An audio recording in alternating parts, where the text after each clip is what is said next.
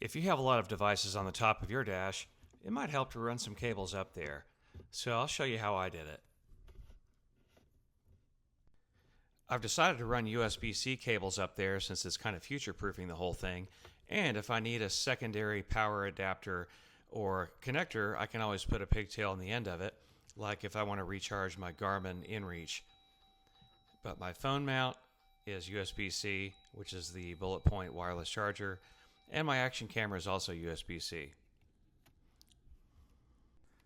So I was able to get a connection to my aux plugs to my wireless CarPlay adapter in the dash, which I'll show you. Although the pass-through charging on this device is not enough to power my wireless charger because it requires a Qualcomm 3.0.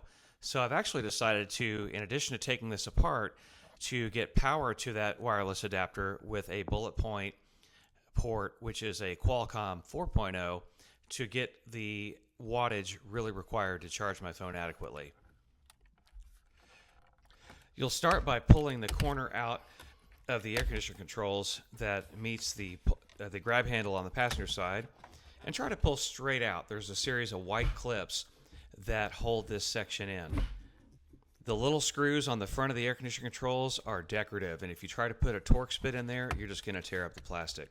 So this pulls straight out, and it should bring all the white clips with it. I've done this several times, so some of these clips are starting to deform. So once you have this out, you want to unplug your ignition and your air conditioner controls. Make sure you're pulling from the connector, not the wire. And you'll see these white clips. These should be intact, but the plastic is rather thin, soft actually.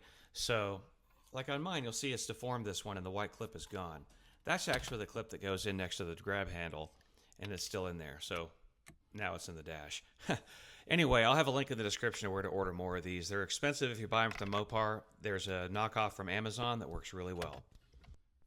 If you do choose to use a panel tool, just be really careful because all this plastic is soft and it does chip and scratch incredibly easily.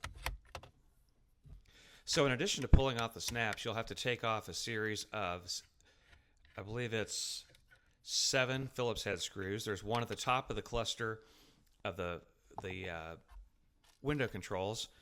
And then you have a series of those white clips once again to pull straight out.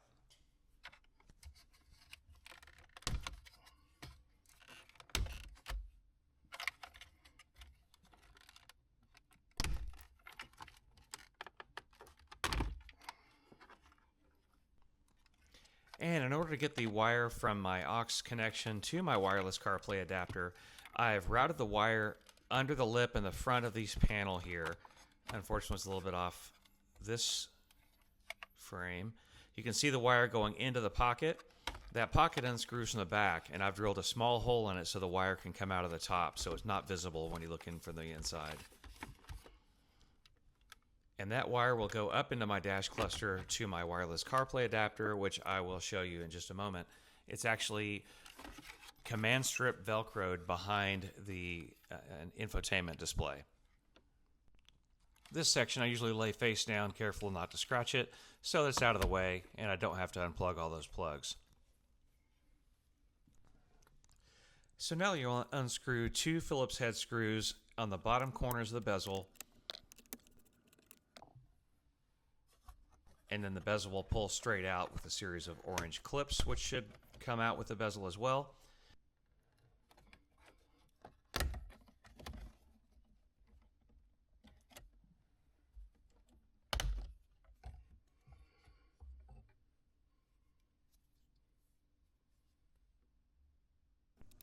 Then unscrew the 4 screws located at each corner of the display.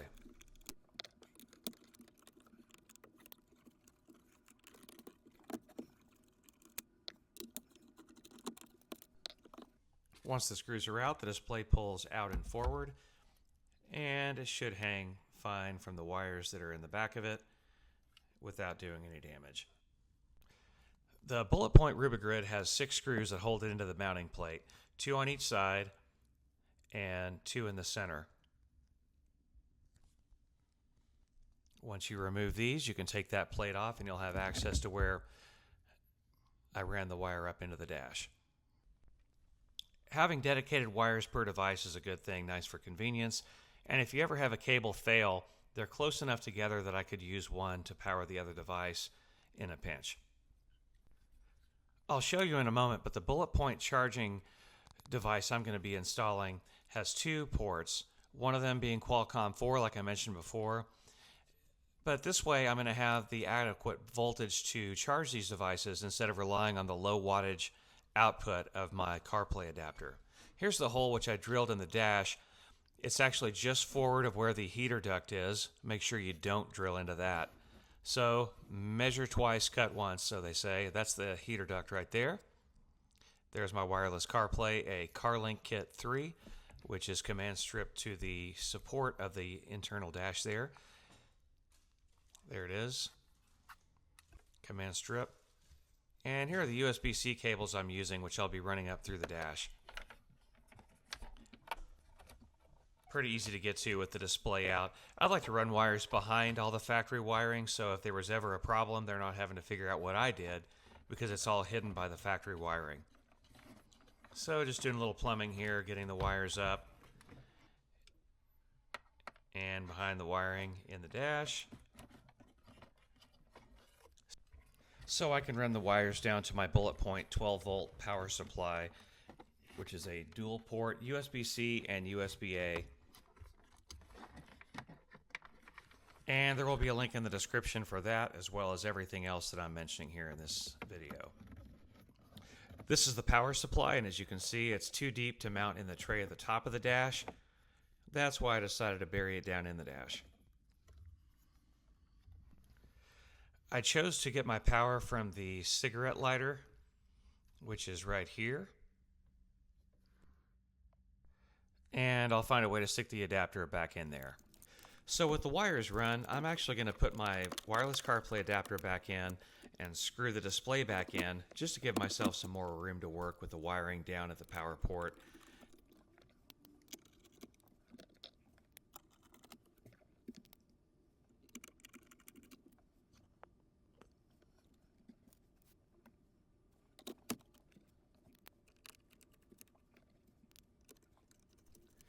Okay, now that that's back out of the way, the power port itself, cigar lighter, whatever, I chapped into the pink wire for power, and the black wire is the ground. I opted not to use the included wire taps. I think they're garbage. So I'm going to cut this, use some butt connectors, and heat shrink and electrical tape to get this all done. You want to use a good set of strippers and a good crimper for this so you don't have a bum connection. I tend to work far enough away from the connector that if something bad happens, I could redo this connection. But you may want to give yourself a little bit more slack if you're not quite as confident with the connections.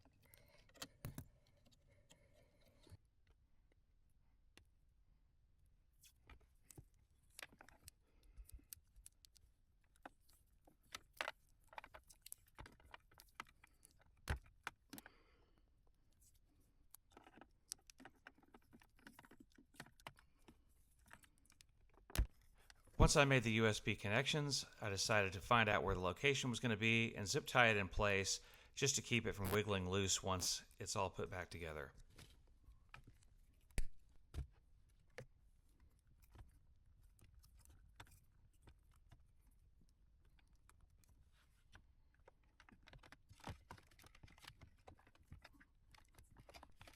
There was plenty of room for the power port. Didn't have to stuff it in there. And snap it all back together to get the window controls back in.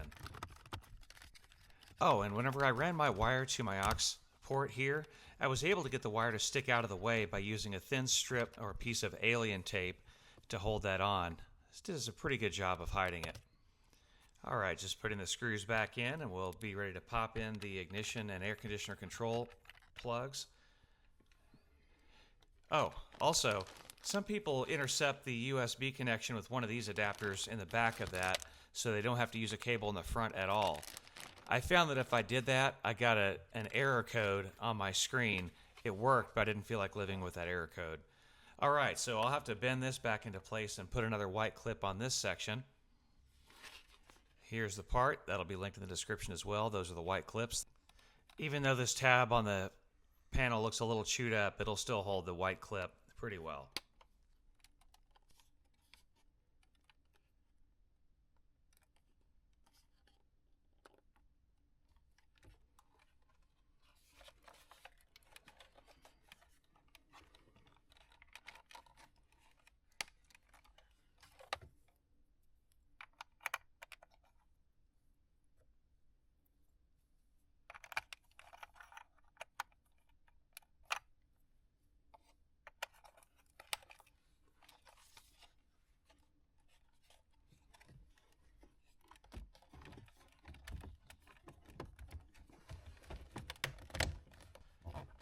And there you go, all snapped back together.